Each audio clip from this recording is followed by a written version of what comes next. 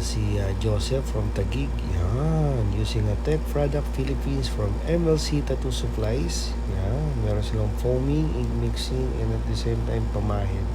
All in yan. Tech Product Philippines. Order kayo sa MLC Tattoo Supplies. Kita nyo naman kung gaano kakapit to.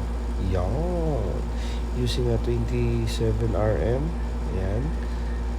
Low voltage, under 6 voltage, 5 to 6. Yan. Then 7 RM sa mga detail bago natin na kutkutan ng 3 RL. Yan. Para may texture. Tapos gumamit tayo ng 11 RM. Nga po pala, Huwebes Santo ngayon. Alam niyo po ba ang Huwebes Santo ang araw na bago ipako si Jesus Christ? Dito rin naganap ang huling hapunan o kung tawagin natin Last Supper. Yan.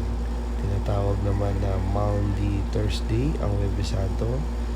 Maundy is a meaning of utos. Kumbaga utos na magmahalan ang bawat isa. Magbigay galang pagmamahal sa bawat isa.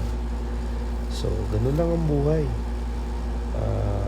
Sabihin natin na ang pananampalataya natin ay ginagamit natin sa pagpatato o pagtatato. Hindi kasi lubos maunawaan ng ibang tao, yung mga taong nagpapatato, kasi inisip nila dumi lang sa katawan. Bigyan ko kayo ng halimbawa. Your body is your journal, and tattoo is your story. Yung mga pinapatato kasi tayo sa katawan natin na kahit ilang buwan, taon na lumipas, nagsisilbing paalala ito o guidance. Marahil yung iba nagpapatato ng mga mahal nila sa buhay para hindi malimutan, o pag nakita nila ito ay magbibigay lakas. Pinapatato naman nila yung mga religious o Jesus Christ to symbol of faith, love, and hope, passion, and bilang Kristiyano. So, yung iba nagpapatato ng mga dark image o kung ano man, may mga simbolismo kasi sila yun. Kumbaga, irespeto natin kung ano yung gusto nila. Balat nila yun di ba? So, yun lang. Number 1 sa buhay ng tao, yung respeto. Kung may sarili kang pananaw at alam mo makakasakit ka sa iba, itikon mo na lang yung bibig mo. Diba?